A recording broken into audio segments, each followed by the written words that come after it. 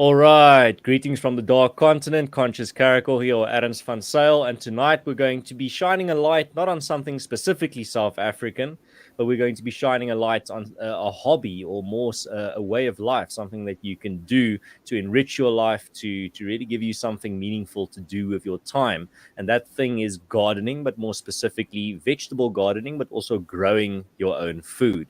And here to join me tonight for that episode is Brendon Hill.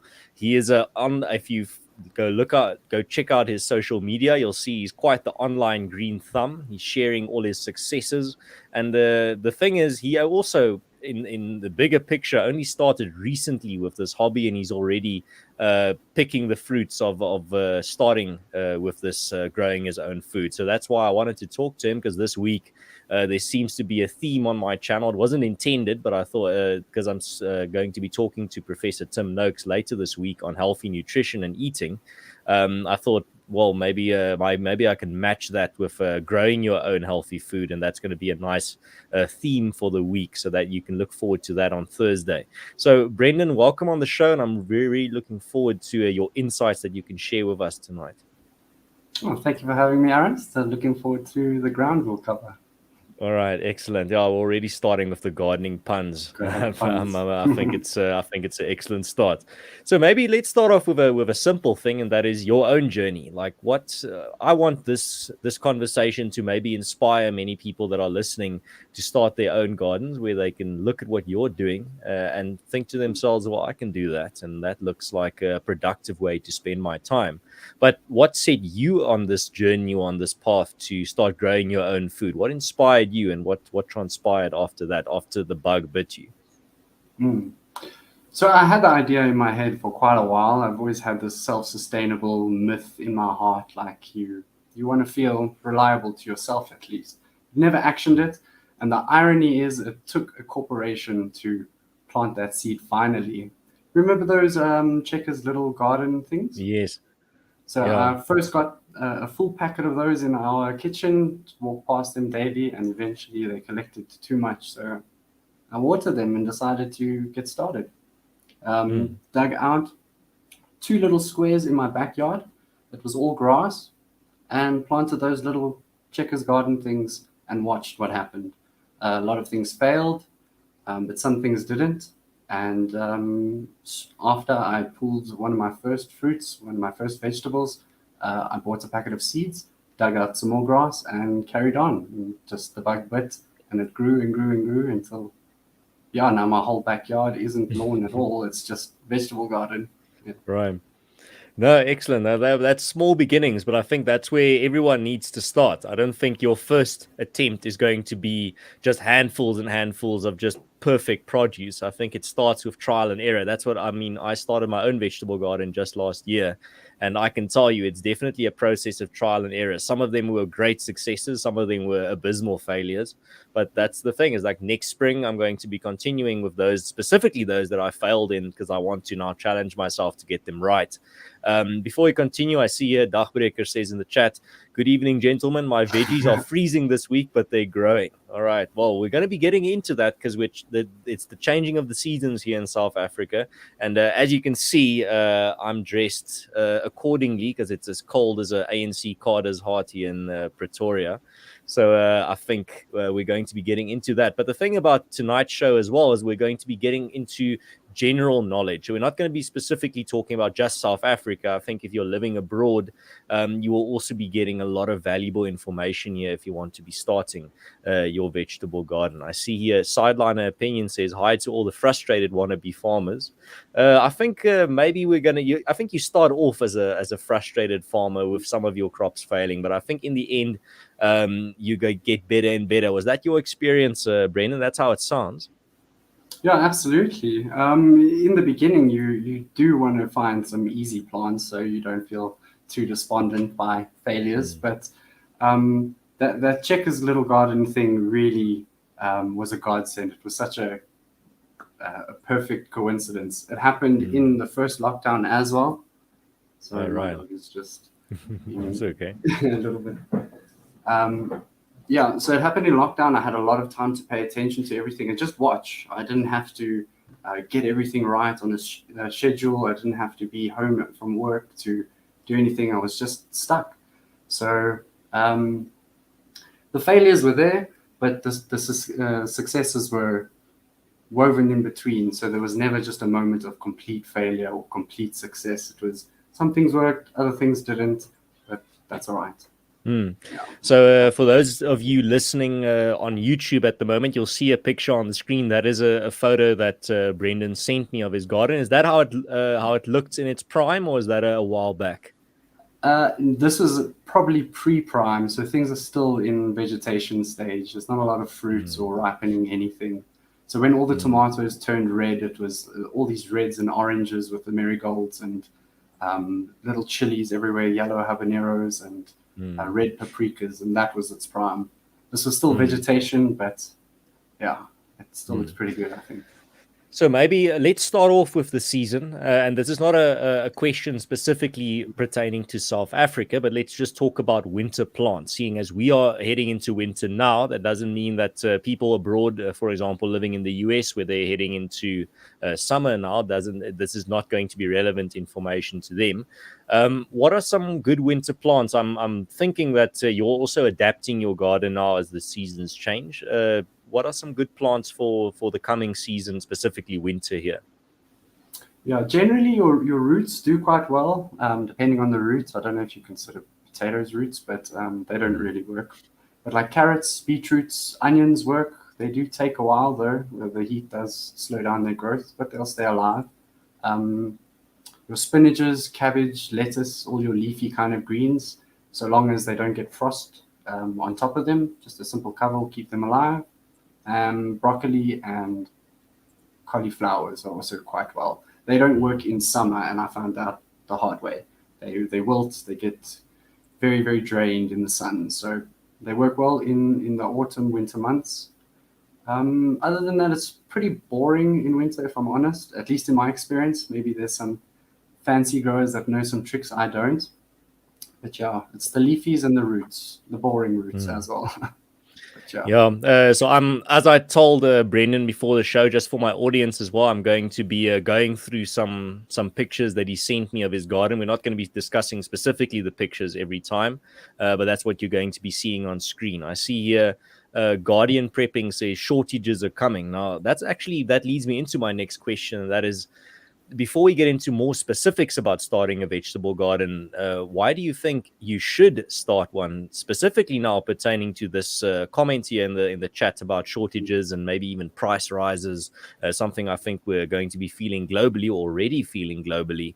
What are your thoughts on maybe why more people should be trying out planting and growing their own food? Yeah, there's quite a lot of reasons you could and would want to start your vegetable garden, from economic to spiritual. Economic, I don't believe most people starting now in suburbia will supplement the entire grocery bill. But you could make a dent. You can definitely make a dent. And we've made a dent. I proved it in about 2 years. And our grocery bill during the spring and summer months were very, very low. It was a pleasant little surprise to happen to us just by the yields. And then just psychologically, to earn a skill that makes you feel self-reliant in a small way, just having that skill in you, knowing that should something happen, you at least can be useful to some community. I think that's an incredibly valuable thing. And then being involved in the food process, just watching and seeing how long food takes to grow, what it takes to keep plants alive. When that food gets on top of your plate, I think you'd appreciate portion sizes and just what it takes to feed a single person.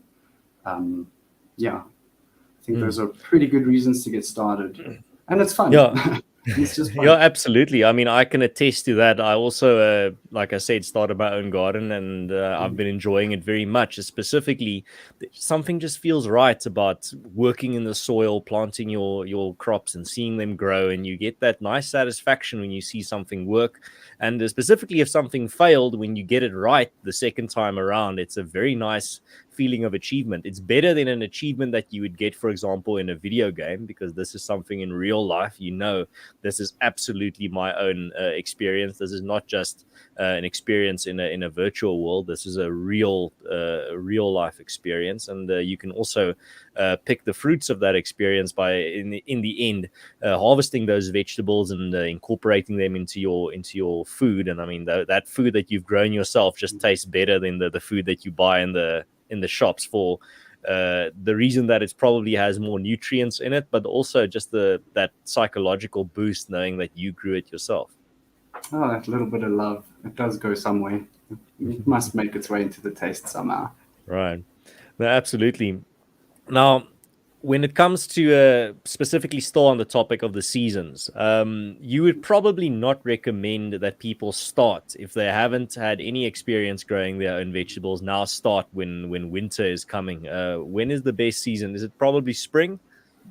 The most pleasant season to start is spring. It's not too hot, it's not too cold, it's green, it's rainy, depending where you are, of course. But yeah, it's nice to be outside. It's easy to get into the habits during spring. The mornings are light, it's not dark and chilled. So just for you, not so much for your garden's sake, like there's nothing hard about growing carrots or lettuce. It's very easy to plant them and just water it every day.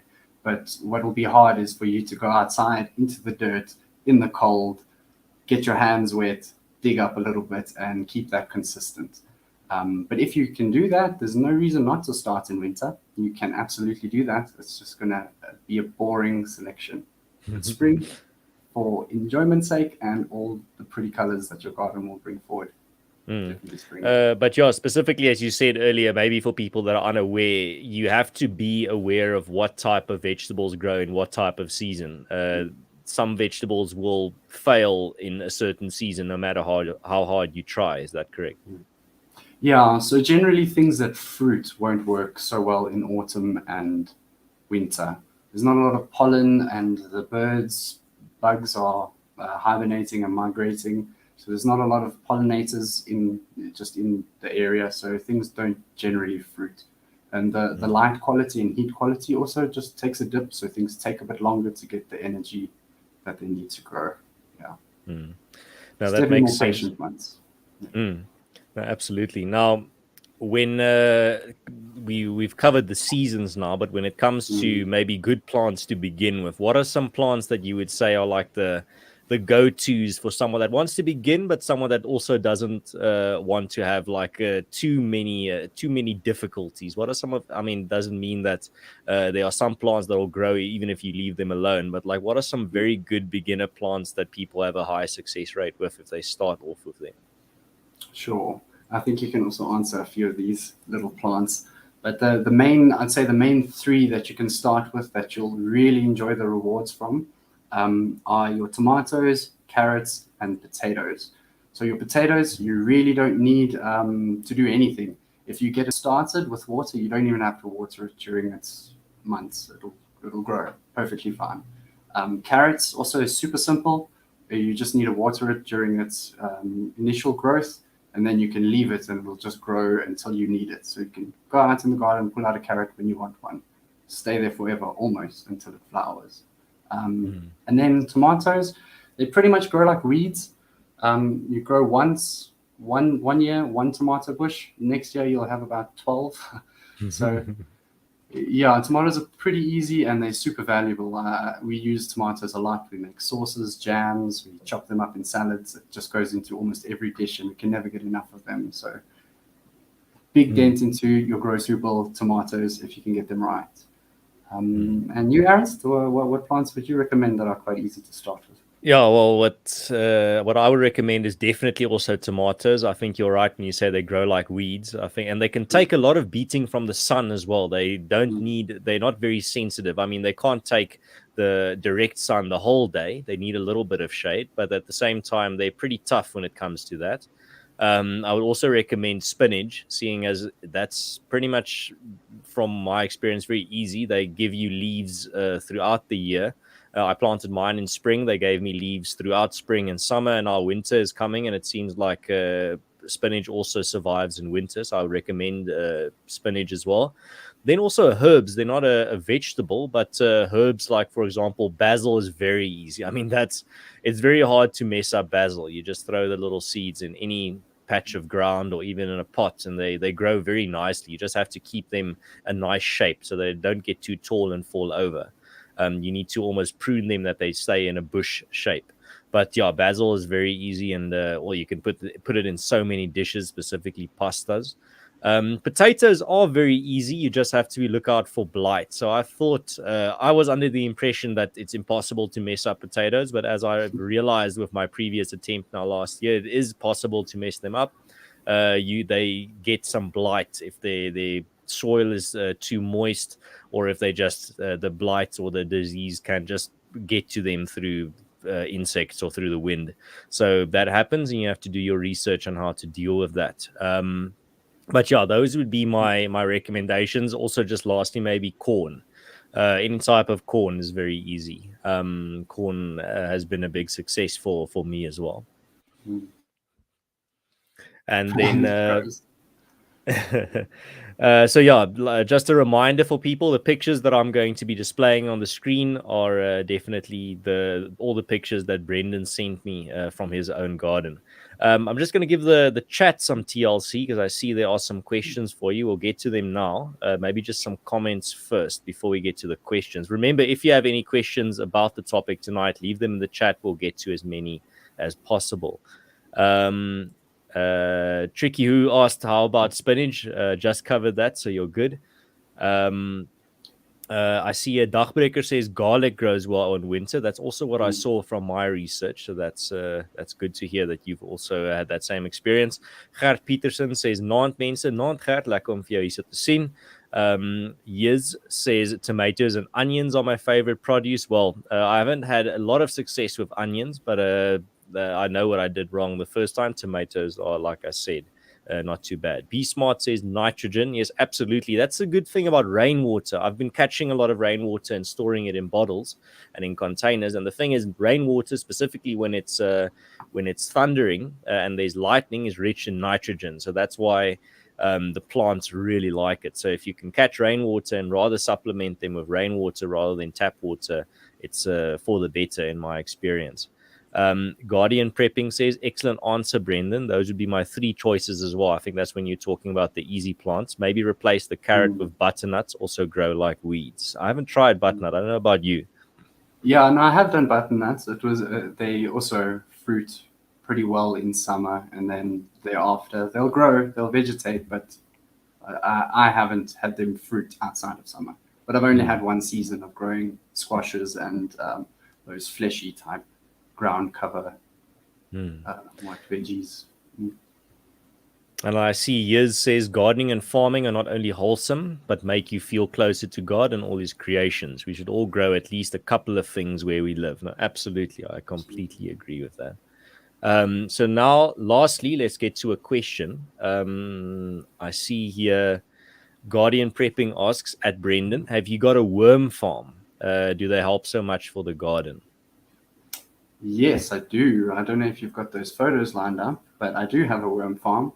A nice little small one. It's 2 bucket compartments where I migrate.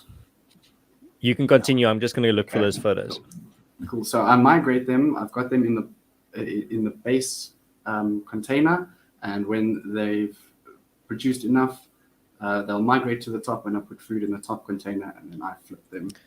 Is that the one on the right? Is that the worm? Yes, there we go. Right. So that's my worm farm. I haven't taken the worms out yet. I've let them migrate to the next bin, and I'm going to dry out and take the castings off of the base bin at the moment. But yeah, own compost and own fertilizer. I haven't put anything synthetic in my garden at all. 0. Everything is from the garden, of the garden. So maybe while we're on the topic, because I see a sideliner opinion says own compost heap is also a great idea. Can you elaborate a little bit on how you deal with the composting of your garden? Give some tips or lessons that you've learned there, and how do you achieve that? Okay, yeah. So the only real formula idea you need to know is keep it all in a compact space if you can manage to. and then balance out the green and brown matters. So like barky wood, cardboardy kind of things, paper even, with vegetation, with some leaves or grass clippings, and your leftovers from your plate that isn't meat or bones. So yeah, everything, all your scraps, all your plant scraps, all your leaves from your trees, everything. Contain it, just balance out. If you have too much leafy stuff, take some egg cartons, throw them on, and it'll just make some nice volume of rich soil. My experience has been very, very hands off, super easy. Let the stuff do its own stuff, and just don't get in its way because it works. Nature knows what's best. So you don't mix it with anything. You just put it all in a closed container. Yeah, it is very worm rich. My first worm farm failed, and I took all those worms and I threw them into that compost heap. So they are still there. I have seen them, or worms of a sort that are still there, at the base of the compost heap. So it seems to be working. I haven't had an issue, and I only fertilize with my own compost. The worm farm stuff goes into my pots, but in the base of the garden, on the ground, just that compost. I see here, this is an interesting comment here. Tricky says it's illegal to catch rainwater in some states in the US. That's a pathetic law, he says. That's very strange. That is, I don't know why you wouldn't be able to catch rainwater. For me, it's just I catch as much as possible to last me through the winter because we get summer rain here in the Highveld. So and so far, I think I caught 500 liters of rainwater this summer, and the only thing stopping me from catching more is I didn't have more containers because containers are expensive. You need to recycle them, keep watering. Yeah, no, that's what I'm doing. Like I bought one large 100-liter container, and the rest are just like plastic containers from food and things that we've bought. But even those you can't just.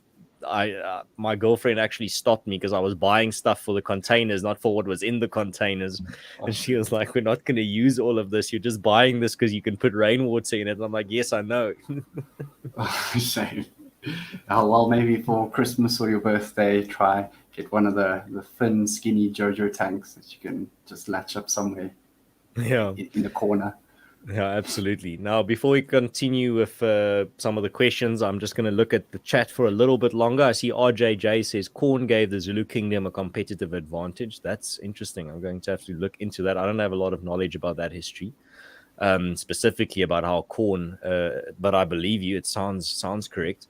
Then I also see here, someone said great advice to sideline their opinion. Oh, here. Sideliner opinion says, I find olives, oranges, naartjies, and lemons easier to maintain and harvest. Now, on that topic, what fruits have you been growing? I saw some oranges, I think, if I was correct. Is that the extent of it? And I saw some strawberries as well. Okay, so I have a red grape that hasn't fruited yet, but I'm waiting on it. I have a blueberry, but I need to put it in acidic soil. I didn't know exactly its conditions when I first planted it, so I need to replace it. I'm only going to do that in spring though, so it's alive, but I'll move it so I can make some berries. I have a raspberry, 3 strawberries spread out, a lemon tree, and a naartjie tree. But they're babies. They're just little saplings. Yeah, I'm gonna put some of those on screen. There you go. There's the I think those are the oranges, and then there's a strawberry, and I just put I think that's a cauliflower in the middle because I needed an image to fit in there. Cool. Yeah, and then it doesn't. I don't know if it counts as a fruit, maybe a nut. I'm not sure, but I have 4 avo trees. Oh right. Yeah, 1 in the ground, 3 in pots. 1 in the big pots, 2 in small that I'm probably going to give away. Yeah, we've also got 3 avo trees, but I know for a fact they don't really fruit when they're in pots. They have to grow very big, and then only after a few years they start fruiting. They're very finicky. 5 years. I see a sideline opinion says mix eggshells into your compost. Is this something you've done? Absolutely, all of it. Every type of scrap other than bones and meat. So if it's organic of any kind, even if it's shellfish or like the shells itself, All of it goes into the compost heap, just not bones or meat. Yeah. I see a sideliner opinion says I also put fire ash into my compost. That's actually something I've done as well, is sprinkle some fire ash onto the soil, because I know that's very rich in carbon for the plants. And I also know that if you, and this is something I've just been told from people that grow fruit, I don't know the science behind it, but I know if you throw ash under citrus trees, it sweetens the fruit. That's what I've heard from people that have experience. I'll do that experiment, no problem. Have a Hey, look and at this little tree here. yeah. And I see a Guardian Prepping says it's true. Those failures help you plenty. What was said in the beginning of the stream is so true. It's the quickest way to learn. Yeah, you have to learn through failures, man. If you're going through life with that mentality of, if I fail the first time at something, it's not for me, then you're not going to be good at anything. Then everything is not going to be for you. And I see before we get back to the questions, there was one more comment that I wanted to read. Oh yeah, this is nice. Sideliner opinion says I also keep 2 hens to keep the snails at bay. So maybe on that topic, let's go to the topic of pests. I'm going to get some on the screen now, but what are some advice and insights you can share in regards to keeping pests under control? Because I know that's something that might frustrate a lot of people when they start off with a garden. Oh, absolutely. But the first thing that you need to do is just accept that pests are going to happen. It's just inevitable. You're going to have to deal with them, and your solution might be different to someone else's. Where you live, your own ecology is different. So depending how you want to solve that problem, personally, I don't want to kill things. I don't want to have poison on my own food, so I don't mind spots and all that stuff. I only use defensive plants. So you see on screen, that's a nasturtium. It attracts aphids. They go onto the veins and they don't eat your other plants. So they've been incredibly helpful. Yeah, because I know for a fact those plants grow very easily, and the nice thing is it's not something you can really use, but their flowers make sweet nectar that you can sip out of it, but a little bit. Oh, well, my aunt says she makes a tea out of them and it helps just soothe the headache or cough or something. One of those things, but I don't do that myself because I've seen what the aphids look like. Then I grow defensive plants. Sorry, Brendon. That plant has been helping you to keep the aphids at bay. Did you see a difference after you introduced that? Well, yes, but not a direct difference. So the first year when I didn't have this plant, I had some nibbles on my spinach leaves, and I could just see a lot more was eaten than what this season was. So this season I had other plants as well. So I don't know if it's this plant in particular. So the other plants that I did grow, and I'm sure you saw all those marigolds pretty much everywhere. Yes. So the marigolds is the next defensive plant. Basil as well. I have 5 basils spread throughout my garden too. Mint. Marigold, nasturtium, mint, basil.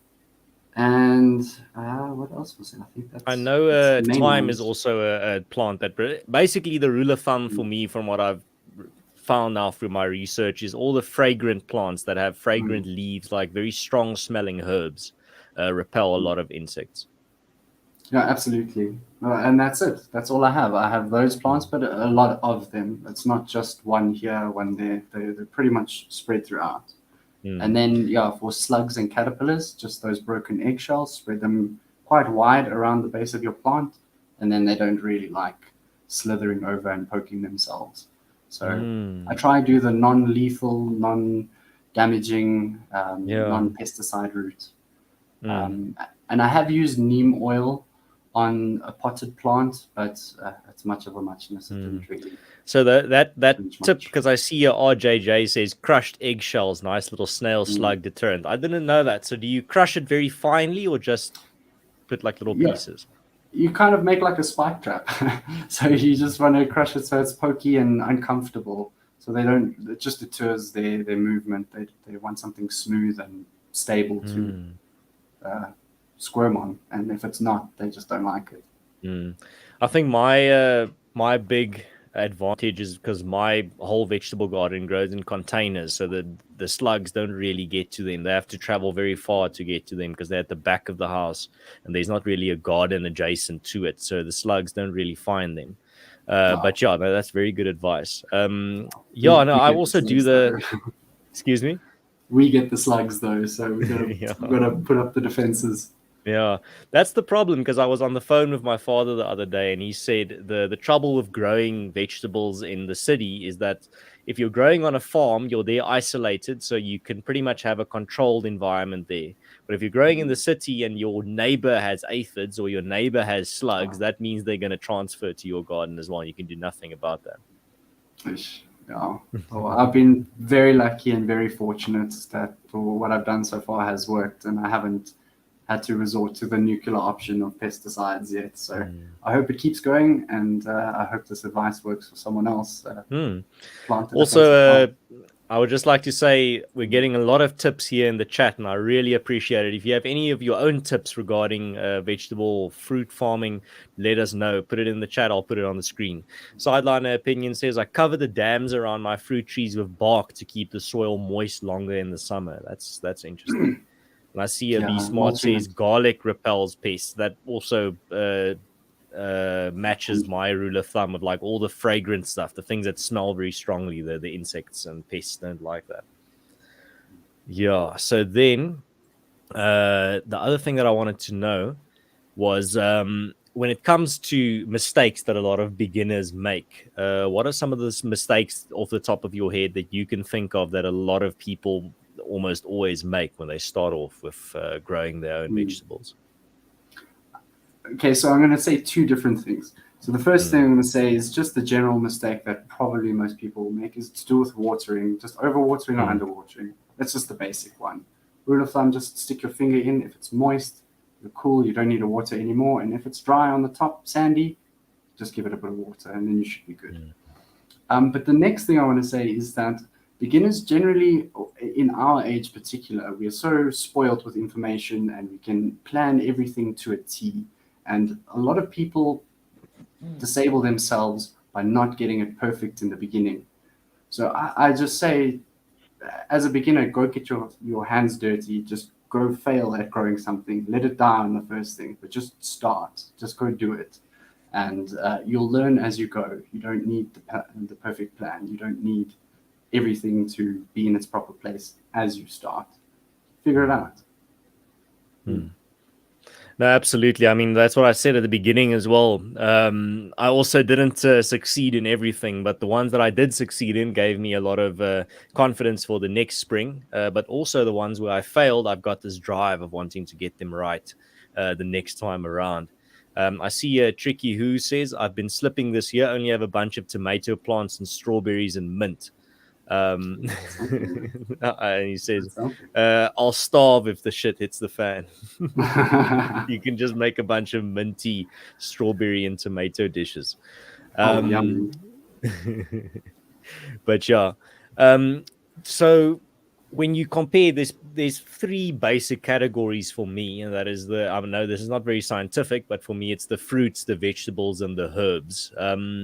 Just in general, what have your experience been with those three categories? You've said pretty much you've given examples of each one of those three that you've planted: herbs, Mm. vegetables, and fruits.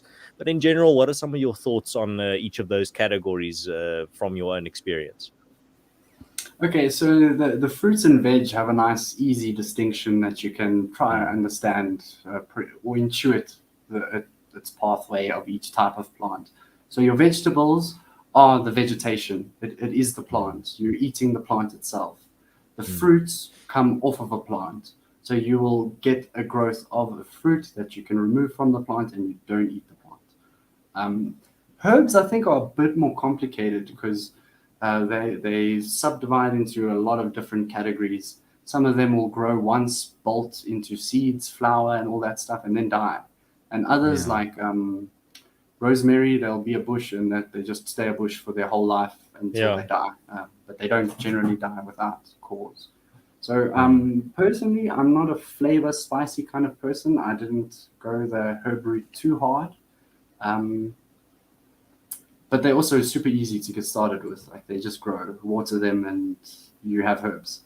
Um, but I have a lot of respect for people that know their herbs, because generally those people will be more of the healer type, medication, herbology people, and it gets pretty involved. And Right. if you know what you're doing, respect to that. But I don't. Yeah, absolutely. And something else that I wanted to know, seeing as earlier you talked about failing, trying, and trying again. Can you share some experiences of some things that you tried, some vegetables or fruits or herbs that didn't work out, just to give the listeners some examples that even you that has a very successful garden now also failed? Yeah, no, I have been very lucky on my journey, I must say. I have had very little failures that meant something, like it didn't crush me. Um, the broccolis I failed. I grew them in summer and they got too hot and the flowers wilted and it was just ugly. We didn't eat them. We ended up chopping them up, giving them to the worms. Um, I'd say I'd had more problems in planning the space than the plant failing. So I grew some potatoes in like a very stony, hard playground, and when they grew, they like chopped themselves up, so they got black and ugly. Mm, Um, but the potatoes adjacent that were in softer soil were perfectly fine. So I mm, didn't space things properly. I didn't choose the correct soil composition or location with the correct soil composition. Um, and then I grew some tomatoes too close to each other and they ended up strangling and becoming a water issue. But I pulled mm, that and it was fine. So mm, generally pretty successful so far. But mm. yeah, the broccoli was the main one that actually Yeah. failed. Yeah, no, I've also had my fair share of failures. Firstly, when I planted all my vegetables, because I have to plant them in containers, I didn't elevate the containers from the ground, so they all were just sitting on the ground, and that meant the Slowly. water wasn't draining properly. Which meant at the top the soil seems fine, but if you dig down to the bottom, you see it's very muddy and almost clayish. So I knew that caused a few problems, some root rot. But once I elevated the containers, that was fine. I put them on some bricks, then that solved it all. So I know that's something a mistake I'm not going to make in the future. Another lesson that I learned was don't just blindly follow what you read online when it comes to sunlight or how many hours of sunlight a plant needs. If the online page says full sun, that is not always applicable to South Africa because the sun here is quite hectic. So if the online page says, oh, you can just leave it out in the sun, maybe just make sure, and then you're going to learn this from trial and error. Some plants, even if your research says that it likes full sun, some of those sources don't take into account which hemisphere you live in, where on the planet you live. And in South Africa, I've realized rather too much shade than too much sun. From what I've experienced, most plants will survive too much shade. They won't grow as fast, but many of them won't survive too much sun. They'll shrivel up completely, even if you give them enough water. It just their leaves can't take the radiation. What are your thoughts on sunlight and shade? Yeah, sunlight and shade. It's one of those things where I just say don't be a perfectionist either. Mm, I agree very much. Like rather be consistent and pay attention every day than try and get everything meticulously correct, like exactly where it needs to be. Plants generally do like sunlight. That's just how they produce their energy and their fruits. So the mm, more the better. But if you can't, and it still vegetates, it will grow. It'll just take you some time and it'll cost you some patience. So mm. don't be too finicky. Mm. All right. Before we continue, there's some very nice messages here in the chat that I'd like to read. Guardian Prepping says, I just have to say that this is one of the best streams I've seen for a very long time. You guys are doing such a great job at encouraging others. I mean, it means more than you would believe. Well, thank you very much, Guardian Prepping. I really appreciate Thank that you. feedback. Sideliner Opinion says, busy nurturing a young fig tree to make green fig jam because birds eat the ripe ones. Yeah, man, I also enjoy a fig, but at the same time, I do know that birds tend to ruin those very easily. So yeah, I understand the frustration. And if I remember correctly, you don't grow figs from seeds. You grow them from stems that you, I don't know what you call that process, where you uh, latch the stem onto another tree and then it grows. I know there's some strange way on how to grow figs. It's If you don't, grafting. yes, if you don't buy them specifically from the nursery, if you want to grow them themselves, you have to do grafting. I know I wanted to grow my own just by picking a fig from a fig tree down the street, and then I realized like that's not how it works. And then one Some, last comment. Oh yeah, continue so before just I a look. comment on the figs. Another interesting thing about figs is for them to fruit, they need to be pollinated by a specific wasp, and the fruit eats the wasp, and that wasp becomes the fruit. Such a Wow, strange, like alien carnivorous type plants. plant. Yeah, it's So, legit. but if I don't know if you know this, maybe, but so if you just grow the fig tree, is it a guarantee that that wasp will find it, or is it not a guarantee? Ooh, that could be quite a deep question, depending how you want to take it. Like, how does an ecosystem communicate to all its Mm, pieces? Like, are insects instinctual? Like, what is their nervous system, yeah, or is it just chemical pheromones?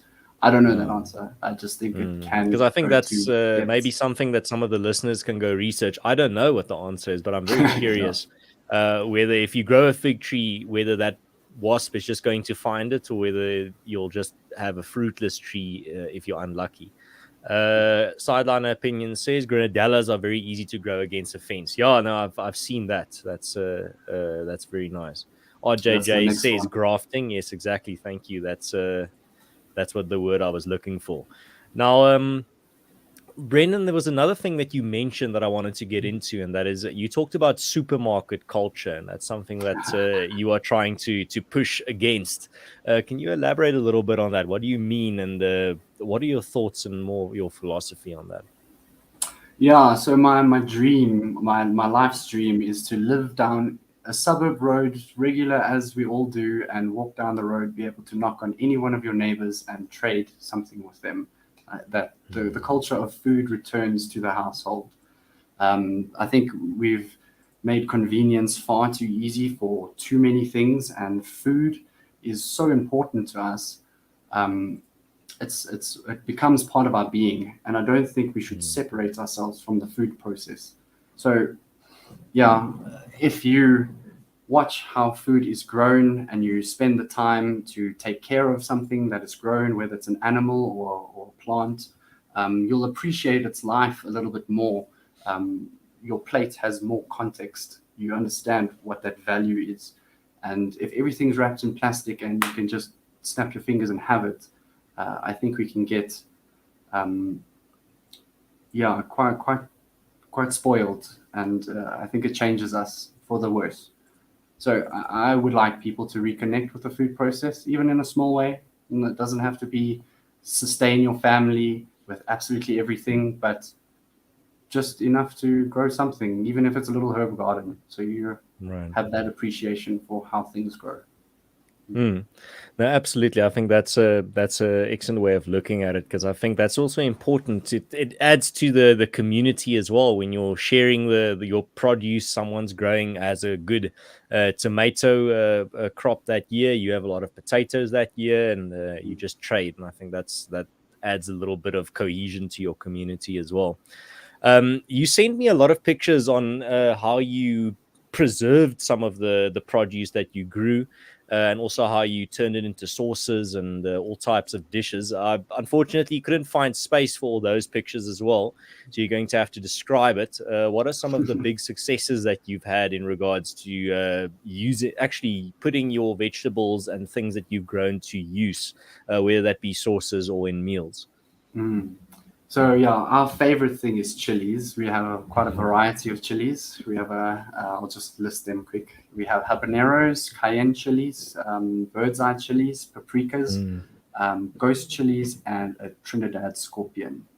Um, they're really hot. We normally use them in winter, mostly in curry. Curry is my favorite dish, so we use our chilies quite well.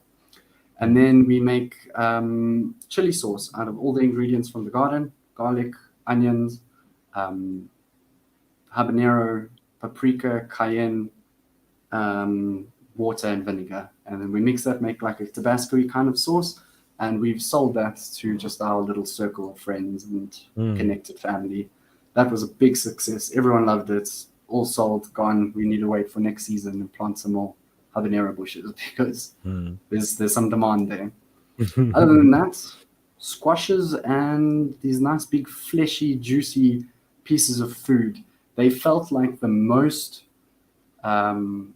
If there was a food that would made me feel confident in sustaining myself, it was all these squash type foods because they just produced so much and it's filling. So yeah, those were my favorites: the sauce and the big fleshies. Yeah, there's some of the habaneros on screen now that you harvested. Looks very, very nice. I see here there's a question for you, Brendon. Gatskop Software says we did move to a farm -3 this morning. What can we plant in winter here in the Northern Cape? We have lots of water, so I know that's an arid environment. I don't think the soil is too rich in nutrients there as well, but I might be wrong. So, do you have any suggestions for Gatskop Software? Yeah, so semi-arid. I'm not too sure. If your soil quality is more sandy than soily, very few things like growing in that. You'd have a lot of your cactus type plants and your maybe a dragon fruit will grow there, or I don't even know. Yeah, I'm not too sure on broader ecologies and how they work and different biomes. Like I have an experiential knowledge, so what I've performed in my day-to-day, that's what I understand mostly. Yeah. All right. Now, I think we'll definitely get back to you, Gatskop Software, on that one. Sideline Opinion says, my cousin has given me a turmeric plant, which I'm also nurturing now. I've never seen a turmeric plant. I don't know how that looks. Is it do you use the bark from a turmeric? Like what is? I don't know. I know how turmeric looked. It's yellow, a yellowish color, but I don't know what you use to make it. I'm actually quite curious now. I almost imagine it's like cinnamon. Like that's my head picture. That's what I've also got that idea. Yeah. Maybe we're completely wrong and it's just leaves. Yeah, absolutely. Brendon, we're approaching the end of the episode now, and I wanted to know, before we get into the final thoughts, I wanted to know, do you have any last thoughts in regards to specifically the technical aspect of growing vegetables, like some specific advice or specific tips that you haven't covered yet? Your final thoughts, I'm going to go a little bit more in the bigger picture in regards to just more the philosophy behind growing your own food. But maybe just before we get to that, are there any tips or lessons or tricks that you didn't cover yet that you can think of? If you covered everything, that's also fine. Okay, so just some general tips that work pretty well. If you get yourself some trays and you start your seedlings in trays where you can monitor each seedling first before you transplant and put it in your ground, if you have ground. If you're going to grow in containers, grow directly in the containers. But starting little plants and transplanting them into the ground has a high percentage of success rate. You can make sure that your babies, when they're most volatile, succeed before throwing them into the big wild ecosystem of your backyard. That works. And then I would say, just as a broader tip, make sure your habit is sustainable. So you can control for every variable on everything if you really want to do that. But will you do that every day?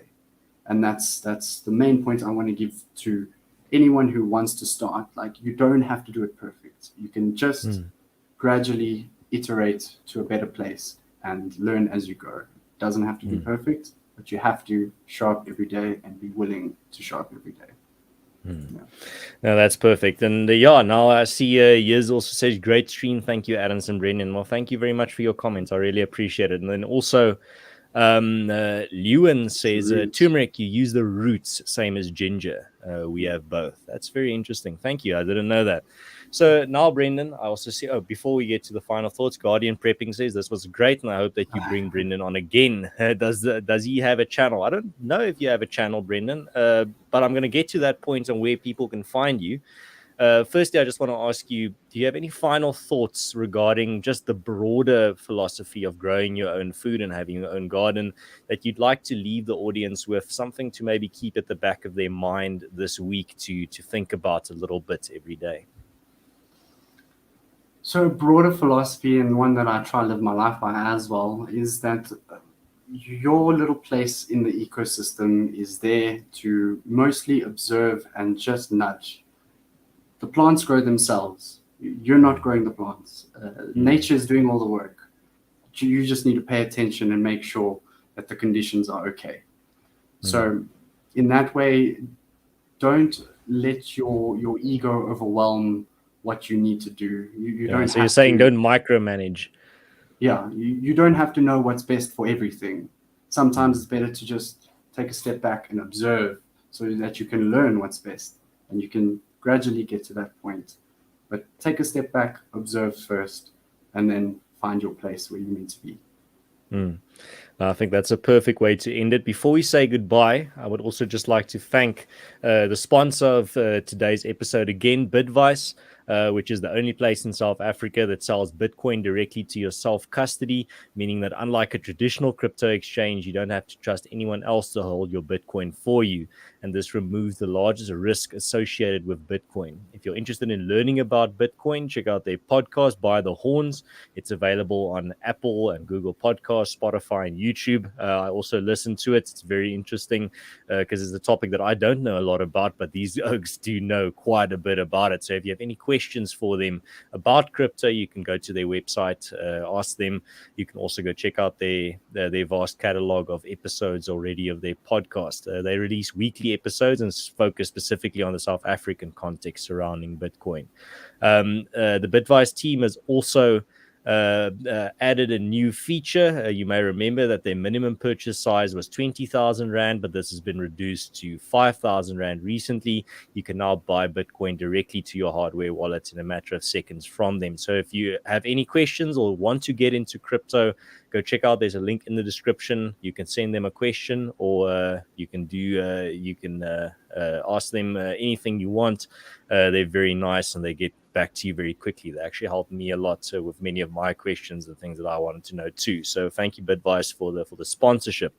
Now, Brendon, we've gotten to the end of the stream. Thank you very much for all your insights. I learned a lot as someone that also enjoys my vegetable garden. I haven't been doing it for very long, but it's something that I really enjoy so far, and it's been a very nice experience. But thank you for sharing your thoughts with us tonight. Before we say goodbye, I wanted to just read a few last things from the chat here. Sideline Opinion says, thanks, Brendon and Adams, for a very based grassroots talk. Wholesome stuff. Make peace with nature by being part of it. Absolutely.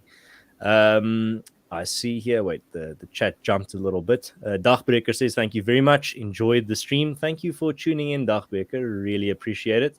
Nick Miller says, wishing you all green fingers and a bounty harvest. Thank you very much. Really appreciate that. And then lastly, there was one more comment. Oh, yeah, it was this one who said, Guardian Prepping, that said, leave nothing but footprints and take nothing but photos. Hiking 101. Yeah, well, I think that's exactly the point that Brendon also made there at the end, is that don't think you're too much of a factor. You are a factor, but don't flatter yourself when it comes to this type of stuff. Yo, the comments are coming in thick and fast now. Ani says, thanks, guys, and bye, everybody. Take care and stay safe. Thank you very much for tuning in, Ani. I appreciate it. Gatskop Software says, mag dit reën waar julle bokke wei. Baie dankie. That's a very nice way to end it. So, yeah. Maybe just lastly, Brendon, where can people find you? I know there's a link to your Twitter in the description so people can go follow you. Is there anywhere else, or is that the place? Yeah, Twitter, Brendon Hill Yoga. Instagram, same, Brendon Hill Yoga. And I have a website if you're in Joburg and you want to do yoga, BrendonHillYoga.com. All right, excellent. My channel. All right, perfect. Yeah, well, go check him out and go check out his progress with his garden as well. I know Brendon also has a long way still to walk with his plant journey. So thank you very much for tuning in, everyone. If this is the first time you've tuned into my channel, if you like this type of conversation, these types of topics, you can subscribe. You can also leave a like. That helps out the show. And thank you for all your questions and all your comments that you left here tonight. It really enriches the content, and it really helps me add to the content as well, because your questions were really good in your comments as well. Also, thank you for all the tips and tricks that you also shared. I know Brendon was giving most of the tips and tricks, but the chat here tonight also gave a lot of interesting insights and answered a few of my questions tonight, which I think is something that hasn't happened too many times, where I'm asking a lot of questions and you guys are also right there to give me the answers. So thank you very much for that. So cheers, guys. Have a good one. And I hope you enjoy the rest of your week. Come back on Thursday when I have a chat with Professor Tim Noakes, where we're going to be talking about the next step after growing your own food, on how to eat right and what type of nutrition is best for your health. So cheers, guys. Have a good one. And God bless. Brendon, I hope you also have an excellent week ahead. And to you.